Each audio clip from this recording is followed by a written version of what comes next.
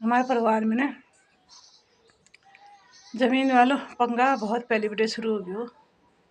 पहले का लोग थे 6 साल है ना, बहुत नानगो थे हमारे टाइम पर, और बहुत सकारात्मक लोग और बहुत सहयोग वाले थे। यानी कि निकाले में असले थे और गिना में असले थे।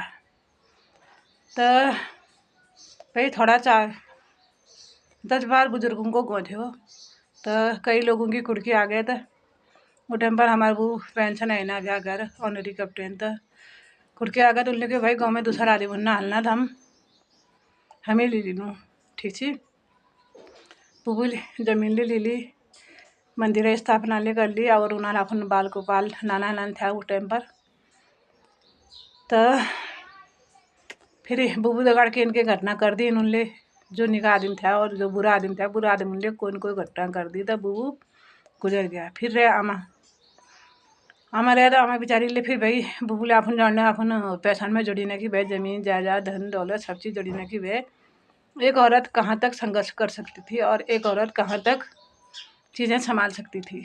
होने को तो आजकल औरत सब कुछ संभाल सकती थी, लेकिन फिर भी पहले का समय लोग अनपढ़ थे, तो कई लोगों ने तो पीछे से खातों में हेरा फेरी करके ज़मीन आधी से ज़्यादा साफ कर दी मेरी दादी की। ठीक है, उसके बाद चलो पिताजी लोग बड़े हो गए तो उन लोगों ने भी अपना अपना संभाला, ऐसे बंटवारे किए। यहाँ पर भी हो गई गड़बड़। मेरे पिताजी की तो लड़कियाँ थी और ताऊ जी के लड़के, तो पिताजी के जो हिस्से हैं उसमें ज़्यादातर सब जो कुर्की में खरीदे गए थे खेत मकान वही पिताजी के हिस्से किए गए और बाकी के ताऊ जी के हिस्से में थे। और इस समय तो मेरे पिताजी ने भी अपनी बेटियों की शादी के लिए ज़्यादा तो नहीं बेचा था, एक आध जगह बेची थी। तो पिताजी तो कहते थे मेरी लड़कियां ही लड़के हैं और मैं इन्हीं के हाथ से खाऊंगा और इन्हीं के हाथ से जो कुछ भी मुझे मिलेगा इन्हीं के हाथ से मिलेंगे। हाँ माता जी मेरे को बहुत औरतों को होता ही है ना, बेटों का लोग होता है।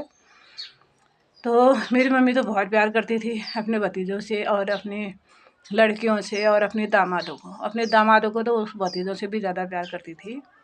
लेकिन एक भी दामाद साला ठीक नहीं निकला, और है ना। फिर हो गई यहाँ पर आ गई, फिर बाहर से भी तो आते हैं ना हमारे घर में परिवार को संभालने के लिए लोग। बस फिर हो गया यहाँ महाभारत, फिर हो गया यहाँ आया फिर लोग, और अब वो लोग इस कदर आजकल हमारे इस गांव पर जहाँ पर मैं रह रही हूँ इतनी बुरी तरह हावी है।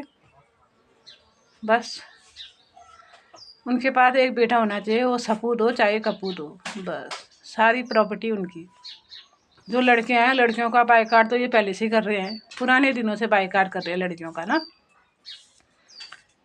हालांकि सरकार ने लड़कियों को पूरे अधिकार दे दिए हैं, उसके बावजूद भी जो छोटी सोच है, जो नकारात्मक सोच है ना, इन्होंने तो लड़कियों का बाइकाट करना शुरू कर दिया। खुद मेरे साथ भी ये घटना हुआ लड़के वाला। अब लड़का तो गया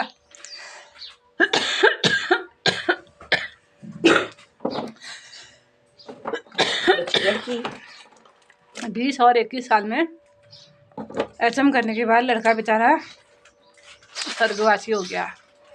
तो 51 साल की उम्र में मेरे पति की दूसरी शादी की गई लड़के के चक्कर में और प्रॉपर्टी के चक्कर में। प्रॉपर्टी मेरे वो तो यहाँ तो चलो मेरे पिताजी और आमा बूबू की है, वहाँ तो मेरे पति ने खुद अपनी कमाई भर जोड़ी थी।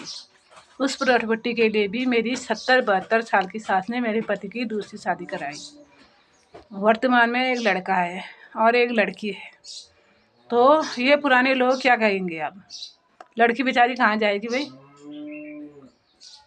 लड़का का तो जो मेरा है उसको तो मैं संभाल ही लूँगी, चलो ज़बरदस्ती किला ठोका है तो जो उसको तो हम जेल लेंगे, लेकिन फिर भी ये कहाँ का न्याय है। मैं ये समाज से पूछना चाहती हूँ, ये कहाँ का न्याय है। लड़कियों का हिस्सा खाकर तुम्हारे पुत्र कितने मोटे हो जाएंगे, कितने दीर्घायु हो जाएंगे और कितने सौकार हो जाओगे तुम। यहाँ मेरे पिताजी की 7 लड़कियाँ हैं तो उनके हिस्से का उनको खाने दो, और वहाँ मेरा बेटे हैं और बेटी है तो मैं उनको जिस तरह से देना चाहूँ दे सकती हूँ। आई बात समझ में। तो ज़्यादा ड्रामा या परपंच करने की कोई ज़रूरत नहीं है। आप अपने घर में अपना बनाया हुआ अन्न खाएं, अपना उगाया हुआ अन्न खाएं। धन्यवाद धन्यवाद। मेरे घर में आंखें डालने की या हाथ डालने की कोशिश न करें। धन्यवाद।